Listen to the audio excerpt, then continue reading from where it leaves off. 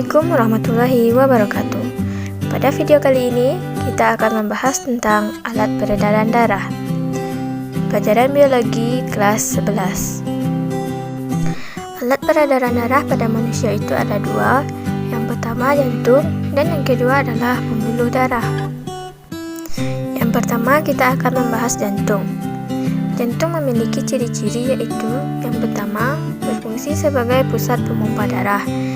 Yang kedua, bentuk jantung yaitu seperti jantung pisang. Yang ketiga, besarnya sama dengan kepalan tinju manusia. Beratnya yaitu kurang lebih 250-300 gram.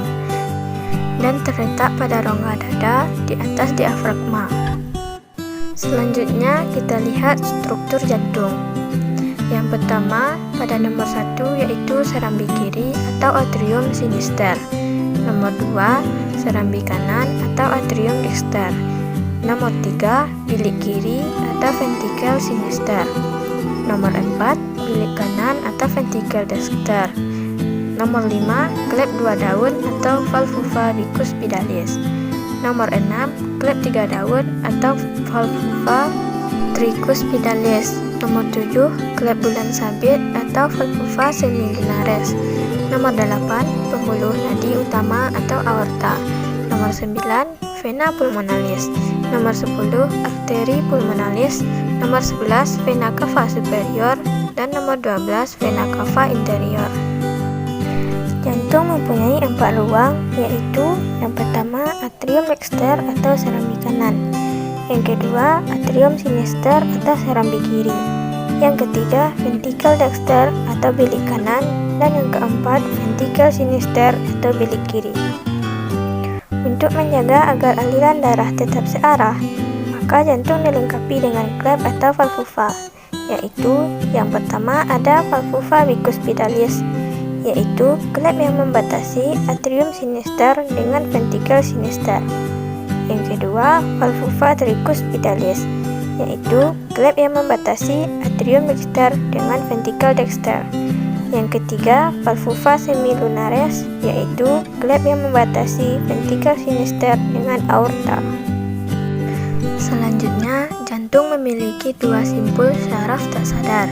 Yang pertama, simpul syaraf Gait-Fleck atau nodus sinoartikulasi.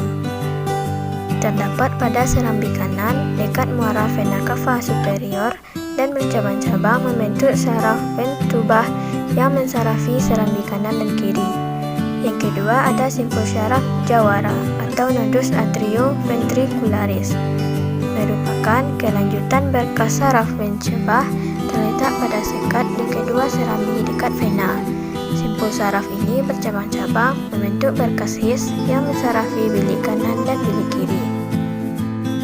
SA node berfungsi untuk mempertahankan irama pemompaan jantung dengan menentukan laju kontraksi semua sel otot jantung.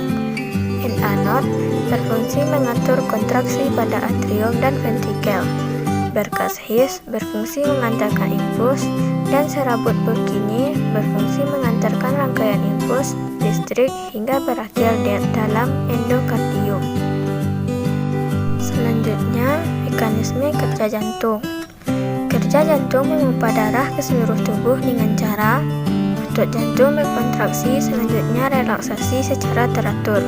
Adanya kontraksi dan relaksasi yang bergantian menyebabkan terjadinya detak jantung atau denyut jantung. Ketika jantung berkontraksi, jantung mengecil dan menekan arah keluar dari jantung. Saat ini tekanan darah meningkat.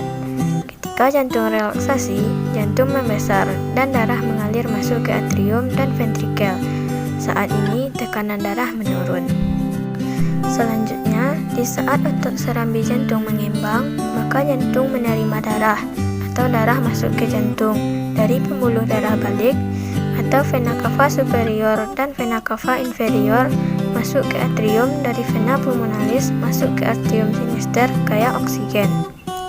Apabila atrium berkontraksi, ventrikel mengembang atau relaksasi mencapai volume terbesar atau volume maksimum. Akibatnya, tekanan dalam ventrikel rendah. Ini disebut dengan tekanan diastol. Saat otot ventrikel berkontraksi atau menguncup, tekanan dalam ventrikel menjadi tinggi atau disebut dengan tekanan sistol. Pada saat sistol katup bikuspitalis dan katup trikuspitalis tertutup, sehingga darah mengalir menuju katup semilunaris yang segera terbuka. Akibatnya darah terus mengalir ke aorta dan arteri pulmonalis dan terus ke pembuluh ke jaringan tubuh. Darah yang mengalir ke aorta, darah kaya oksigen, terus ke jaringan tubuh. Darah yang mengalir ke arteri pulmonalis kaya karbon dioksida yang terus ke paru-paru. Periode dan akhir pemompaan atau kontraksi hingga akhir kontraksi berikutnya dinamakan siklus jantung. Selanjutnya, mekanisme kerja jantung fetus atau embrio. Pada embrio, oksigen dan sari makanan tidak didapat dari paru-paru dan usus, tapi diserap dari darah ibu melalui tali pusat atau plasenta. Sehingga darah dari jantung fetus tidak mengandung oksigen tapi mengandung sisa oksidasi. Pada fetus, serambi kiri dan serambi kanan jantung dihubungkan oleh suatu cabang lubang kecil yang disebut foramen oval. Karena paru-paru belum berfungsi, maka darah dari jantung bayi atau serambi kanan tidak ke bilik kanan, tapi ke serambi kiri melalui foramen oval. Selanjutnya, darah menuju ke plasenta melalui arteri umbilikalis. Di plasenta terjadi pertukaran, yaitu darah melepas karbon dioksida dan sisa metabolisme dan menyerap oksigen dan sari makanan. Kemudian darah kembali ke tubuh fetus melalui vena umbilikalis. Di tubuh fetus, oksigen dan sari makanan dilepas dan karbon dioksida dan sisa metabolisme diserap. Kemudian darah kembali ke serambi kanan jantung dan terus ke serambi kiri. Selanjutnya, setelah fetus lahir, maka foramen oval akan langsung tertutup dengan sendirinya. Ini ditandai dengan tangis pertama bayi atau paru-paru berfungsi untuk menghirup oksigen yang pertama. Apabila bayi tidak menangis, tandanya ada kelainan atau foramen ovalnya tidak tertutup, atau kelainan atau penyakit jantung sejak lahir. Tubuhnya berwarna biru atau menangis bibirnya berwarna biru karena darahnya kekurangan oksigen akibat foramen ovalnya tidak tertutup. Alat peredaran darah yang kedua adalah pembuluh darah. Pembuluh darah terdiri dari yang pertama pembuluh nadi atau arteri, berfungsi membawa darah keluar dari jantung. Pembuluh nadi terdiri dari 3 lapisan. Yang pertama ada endotelium, yaitu tersusun atas sel epitel.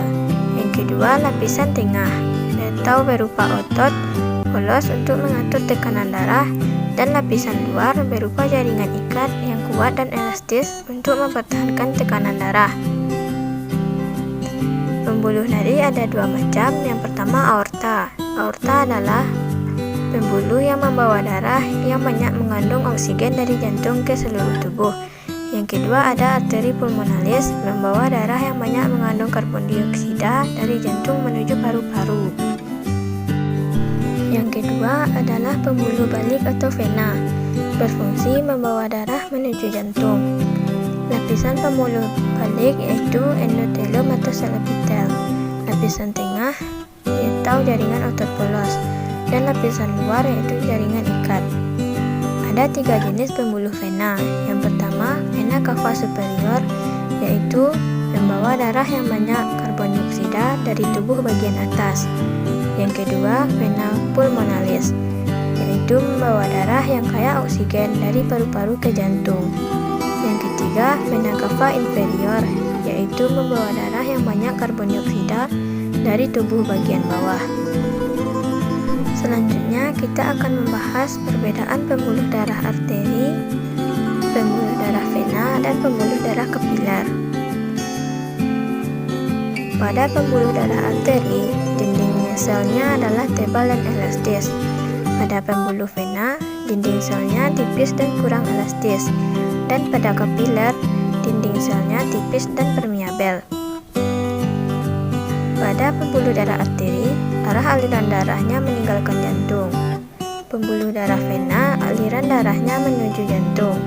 Dan pembuluh darah kapiler, aliran darahnya berawal dari arterior. Pada pembuluh darah arteri, tekanan darahnya kuat. pada vena tekanan darahnya lemah, dan pada kapiler tekanan darahnya yaitu peralihan antara sistem tekanan darah tinggi dan sistem tekanan darah rendah. Pada pembuluh darah arteri, darah di dalamnya adalah oksigen, kecuali pada vena pulmonalis. Pada pembuluh darah vena, darah yang terkandung di dalamnya adalah karbon dioksida, kecuali vena pulmonalis. Dan pada pembuluh darah kapiler, darah di dalamnya yaitu mengandung oksigen. Selanjutnya, pada pembuluh darah arteri, letaknya yaitu lebih ke dalam. Pada pembuluh vena, letaknya dekat permukaan tubuh, dan pada kapiler, letaknya antara arteri dan vena. Selanjutnya, berdasarkan klep atau sekat.